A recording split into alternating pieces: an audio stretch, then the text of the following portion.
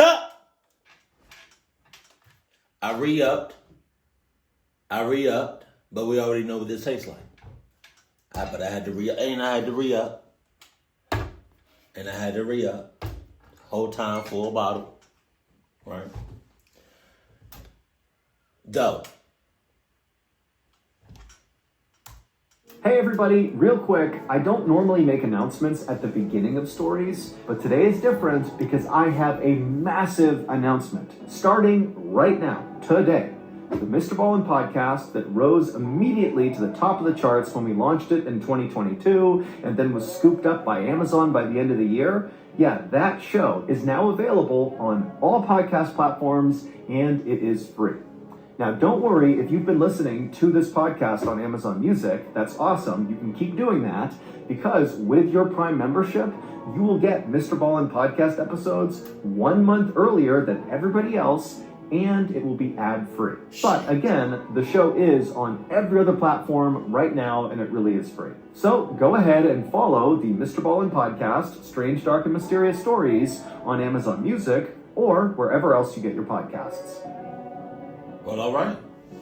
Congratulations. Today's story is about one of the most famous, potentially paranormal events of all time, except almost no Westerners have heard of it because it happened in China. But before we get into that story, if you're a fan of the Strange, Dark, and Mysterious delivered in story format, then you've come to the right place because that's all we do, and we upload once a week. So if that's of interest to you, please put the like button stapler in Jello. Also, please subscribe to our channel and turn on all notifications so you don't miss any of our weekly uploads. Okay, let's get into today's story.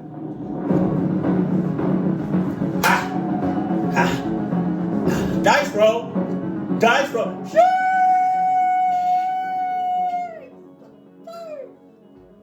Don't sleep. Late on the evening of July 27th, 1977, a 21-year-old farmer named Huang Yanqiu walked down a wide, dusty road in the little farming village of Beigao, located in northern China.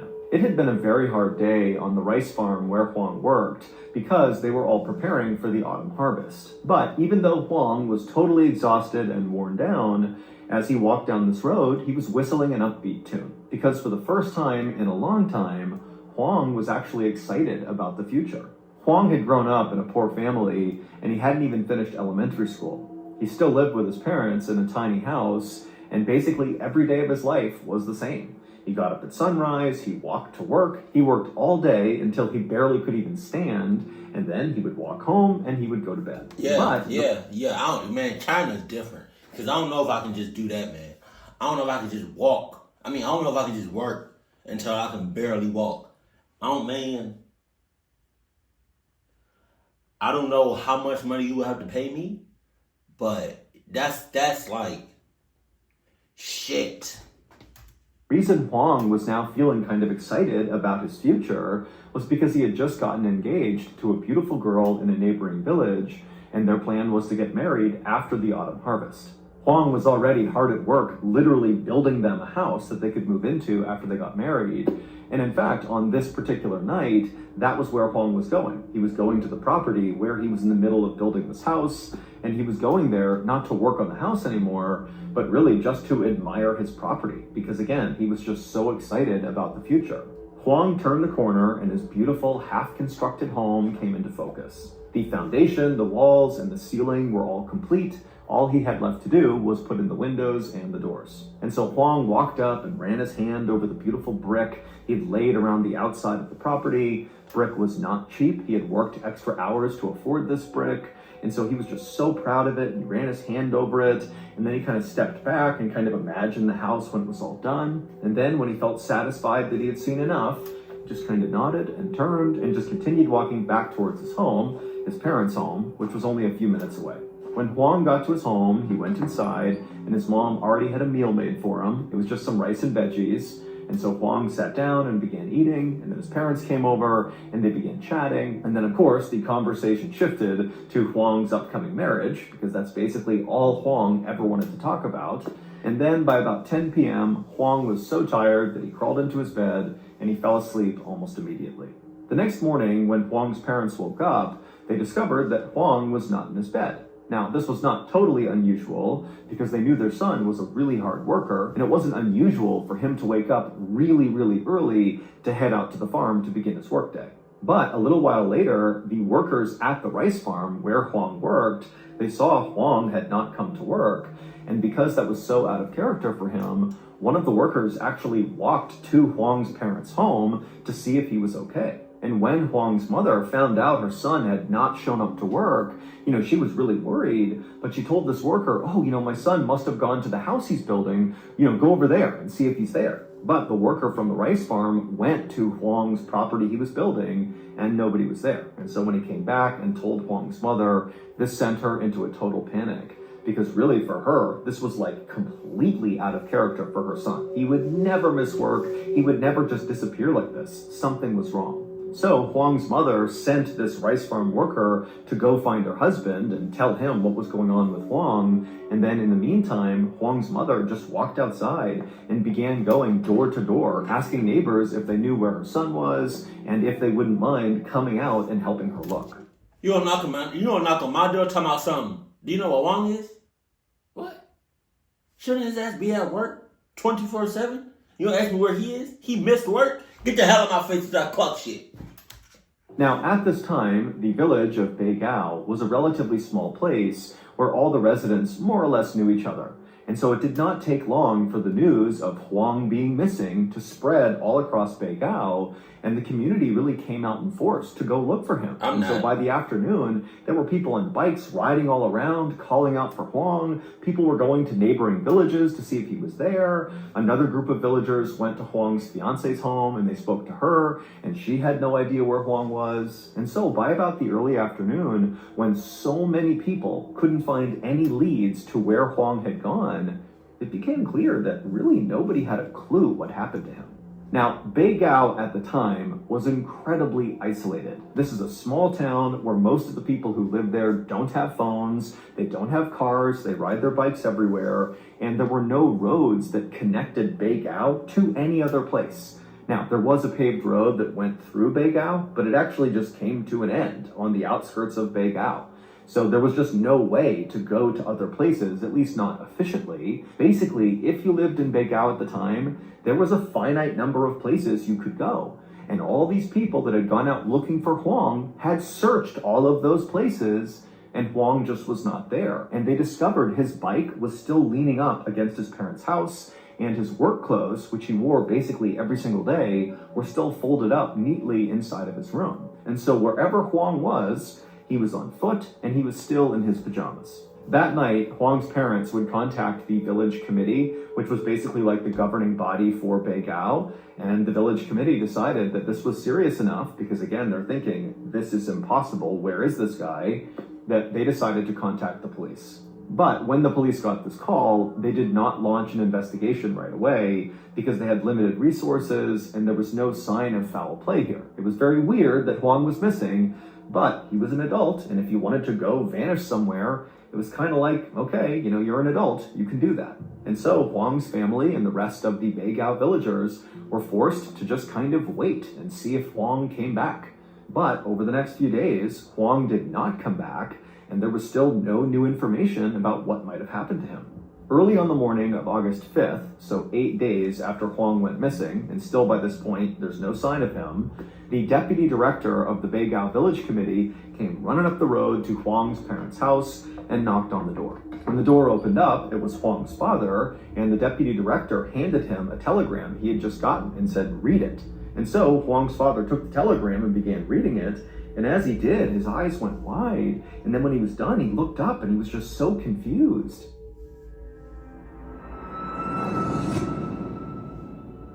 Last weekend, I asked old Psycho what he wanted to snack on for our Super Bowl 58 watch party. And he said, without hesitation, "Papà, voglio mangiare vari molluschi esotici," which of course in Italian means, "Papà, I just want to eat various exotic mollusks." And so I said, "That's just bully."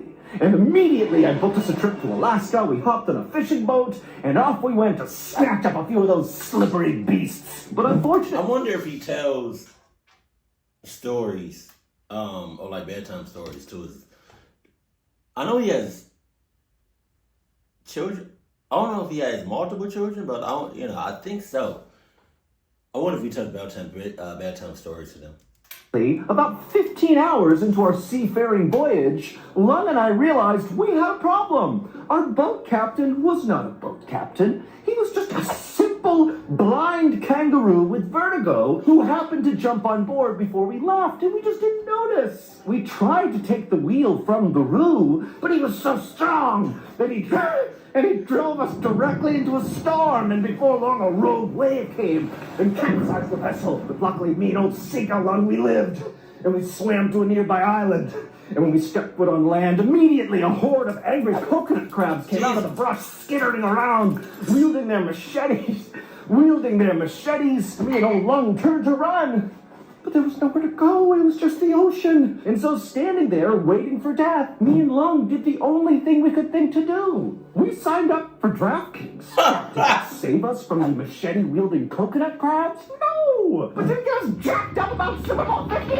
Wow! Yes, it did. And so once again, this year, we are partnering up with DraftKings to make sure all you fans of the strange, dark, and mysterious out there get access to the very best deals on their platform. And for Super Bowl 58, they got a really good deal. For all customers, there is a bet one, get one, which means you get a bonus bet back to you in the amount of your original wager just for placing a bet. Pretty good. And there are loads of other amazing opportunities for Super Bowl 58 on DraftKings, so go check it out now. Download the DraftKings Sportsbook app right now. New customers use promo code Mr. Ballin, bet $5 on any wager, and you'll receive $200 in bonus bets instantly. Again, that's promo code Mr. Ballin, only at DraftKings Sportsbook.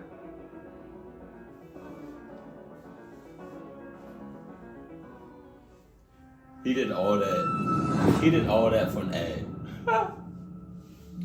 The telegram had been sent 8 days earlier at around 9 a.m. on July 28th. So basically, right around the time that Huang's family discovered Huang was missing was when this telegram was sent. But for whatever reason, the telegram had been very delayed, and so they were just receiving this telegram now, 8 days later. And the contents of this telegram made no sense. It said that just 9 hours after Huang had fallen asleep in his parents' home, he was discovered lying on the sidewalk in the middle of this bustling city called Nanjing, located 600 miles to the south of Beigao. Now, the reason Huang's father and the deputy director were so confused by this telegram was this was impossible. Remember, Huang does not have a car, so the only way he could get around was on foot or on his bike, and we know he left his bike by his house, so he's on foot and very likely in his pajamas. And what, he's gonna go 600 miles? I mean, even if he walked the 30 miles to the nearest train station,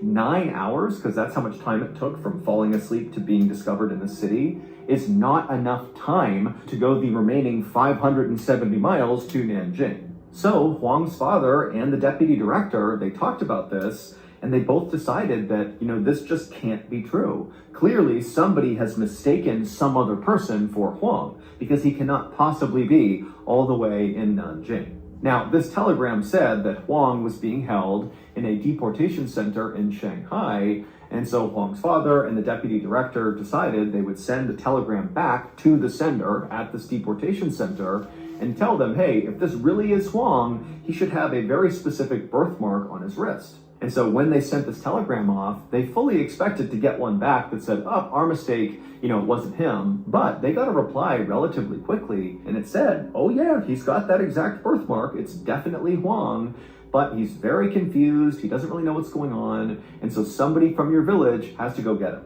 Huang arrived back home in the middle of August, so about 2 weeks after he had gone missing. And as soon as he got there, his fiance and his parents were so happy to see him. And pretty soon, a steady stream of friends and neighbors and other family members began coming to Huang's house to talk to him, to hear his story, to hear about what happened. But Huang really didn't understand what had happened to him. And so mostly he just didn't answer any questions he got asked. He just kind of kept his head down and just kept saying, I don't know what happened. And then really when his family I would be like, what happened to you? What? What happened to you? Stop lying. Stop the cat. and said, you gotta tell us, this is so crazy, what happened?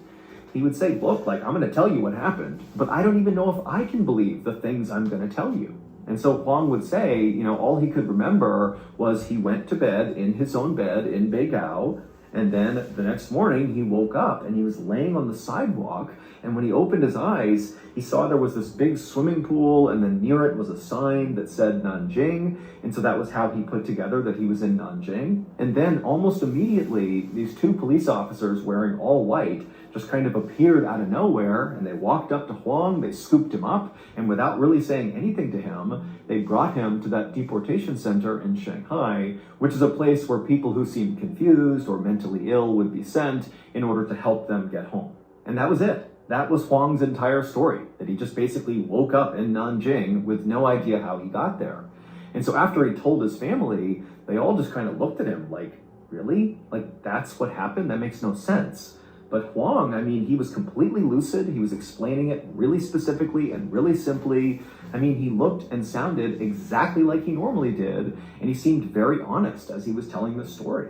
Over the next few weeks, Huang kind of reintegrated back into his life, but things just were not the same. People were now scared of him. Kids literally ran away from him when they saw him because rumors were going around town that he himself, his body, was haunted or something.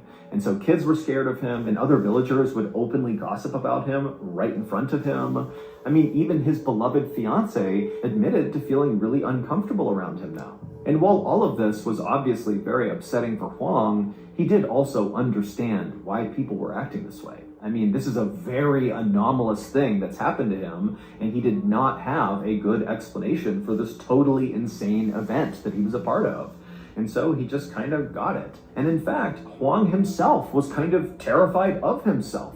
At night when he would go to bed, he would be terrified that the second he closed his eyes, he was going to be transported hundreds or thousands of miles away to some totally unknown place, and maybe this time he wouldn't even be able to get back again. But as the days wore on, Huang continued to wake up in his own bed in Beigao, which over time kind of made him feel more secure that whatever happened to him was a one-time thing and it's not going to happen again. However, Huang would be wrong. On September 8th, 1977, so 3 weeks after Huang had returned back home, he went to sleep in his bed in the village of Beigao, but when he woke up the next morning, he was not there. The first thing Huang noticed when he woke up that morning were the sounds around him were totally different. They were not right.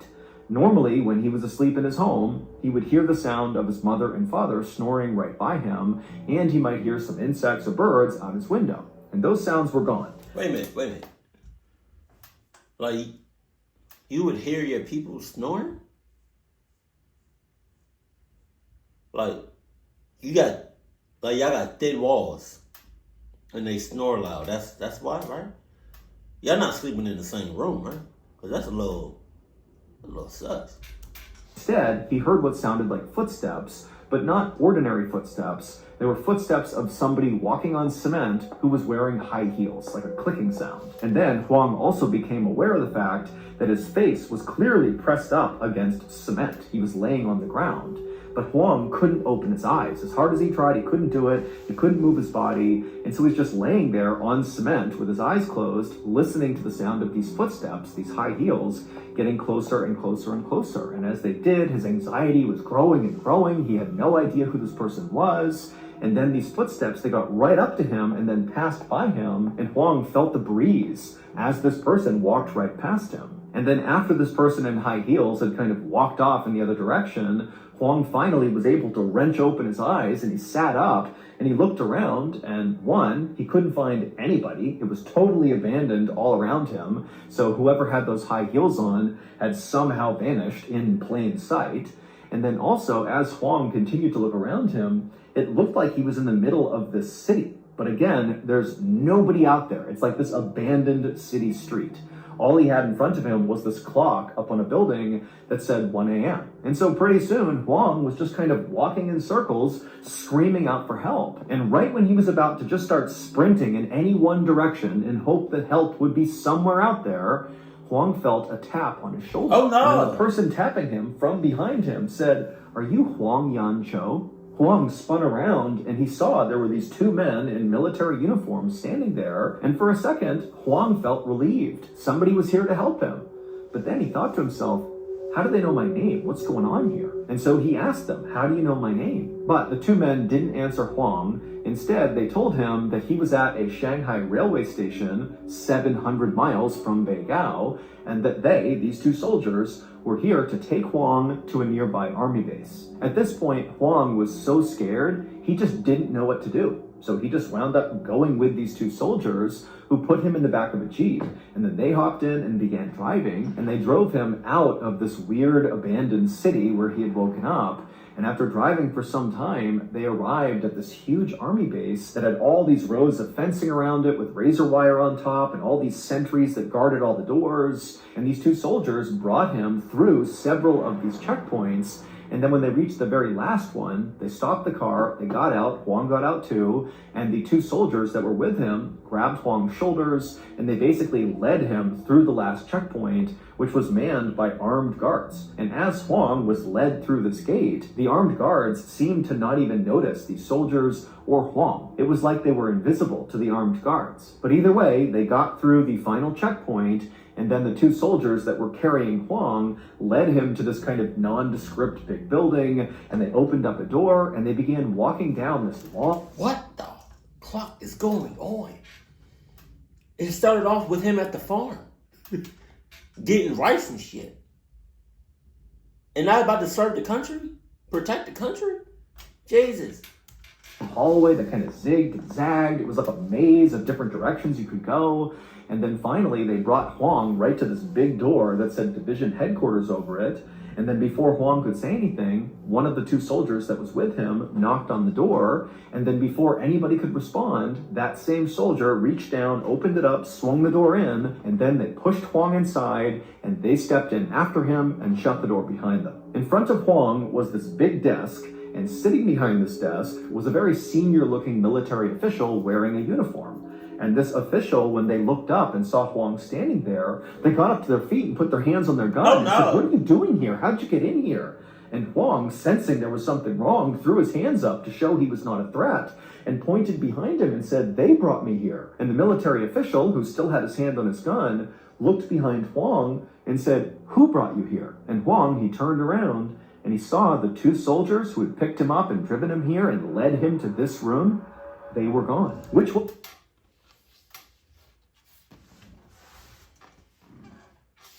Make it make sense. Make it make sense. What the hell? Nah. It's impossible because Huang would have heard them leave. He didn't hear anything. The door never opened. They just somehow were gone. A second later, the senior military official had pulled out his radio and he was screaming commands. And then another second later, armed soldiers came running into the room. They grabbed Huang, who still had his hands up. They came in, they arrested Huang, and they began asking him all these questions about how he got in here. How did you get through the guards? Did you climb the fence? Did you cut? How did I get in here? How did I get in here? He wants to know how did I get in here. They want to know how I got in here. How did I get in here? How did I get in here? Oh, you want to know? You want to know how I got in here? You want to know? Do you want to know how I got in here?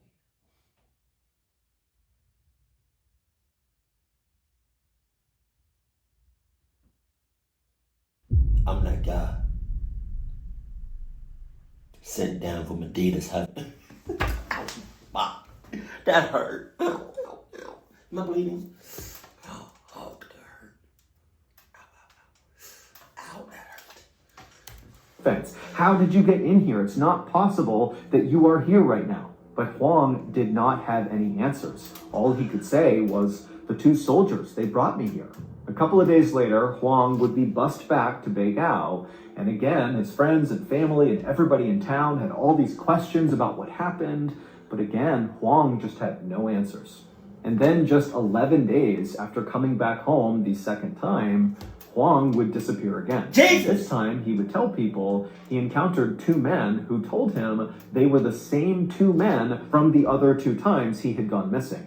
You had the first instance where he woke up and 2 police officers in white picked him up off the ground and brought him to the deportation center. And then the second time was the military base where you had those 2 soldiers who brought him through the gates and brought him to division headquarters. Basically, these 2 men he encountered on the 3rd trip were saying they were the same men across all 3 instances. And on this 3rd instance that he went missing, Huang said these 2 men put him on their backs and they flew him to 9 different cities around China for reasons unknown, and then they flew him back to Beigao and just dropped him off right outside his house near a tree, and that was it.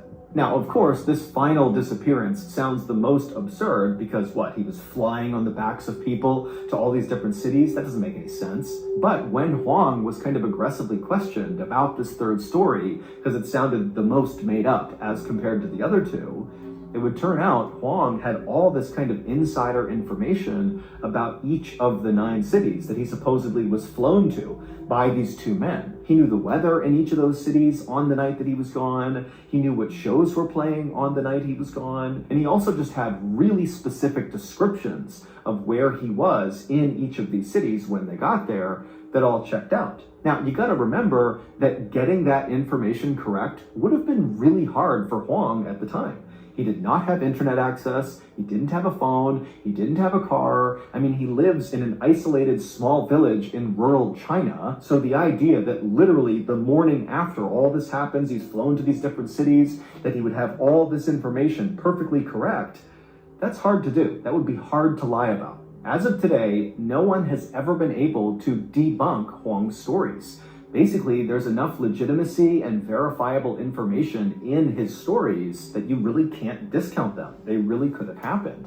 Add in the fact that Huang actually took a lie detector test and passed it, and suddenly you're looking at a story that, as crazy as it sounds, really could have happened. And so Huang's story today is considered far and away the most famous UFO story in China's history, because the leading theory here is that Huang must have been abducted by aliens, and that's how he was being moved around to all these places, and maybe those 2 men that kept showing up in each of these events were the extraterrestrials that had scooped him up. Nobody knows, but that is the theory. As for Huang, he wishes none of this had ever happened, because his disappearances and whatever happened to him basically wrecked his life.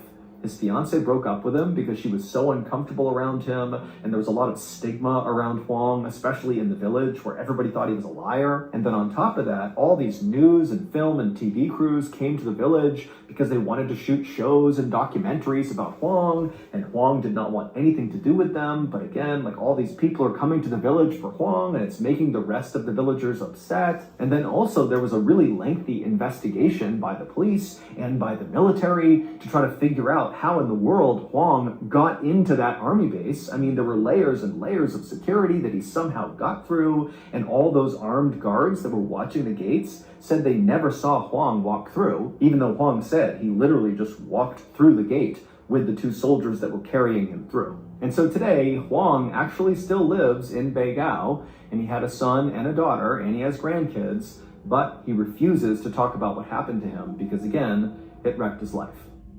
Jesus Christ. That's clucked up. That's clucked up because it's how can anybody trust you? You know, it's just, I don't know, man. I'm surprised he even had kids, to be honest. Cause what if his wife or his girlfriend was what if they had a conversation? He was like, I'm ready to have some kids. I'm like, hold on. How do I know you're not going to just fly off somewhere? Huh? How do I know you're not going to teleport 2,000 miles away? Huh? I need to know this shit. Wan Ching. That was probably so racist. I'm sorry. I'm so sorry. I did not mean to butcher your name. And that last name, I don't even know if that was your real last name. I just said it because that's not the point. I feel like it's gonna be kind of hard for him to have any sort of relationship, whether it's with his spouse, his family, his co-workers, his friends, with anybody, because at one point you hear, but then at another point, You 3,000 miles away. And you left. You was gone you left for 2 hours and you ended up 3,000 miles away. How the hell does that happen? Hell no. And that going through the military base like that's actually insane. So I would say those two men, I guess, like picked them up were UFOs, but again, it would have been nice to have his on camera, man. Oh my God, I would love that. I would have loved to like see like screenshots or videos of him. Oh man, he's probably soaring like a mother clucker through that sky, or he could have teleported. So Jesus Christ, keep it cool, keep it classy, and I love you. Stay happy, my family.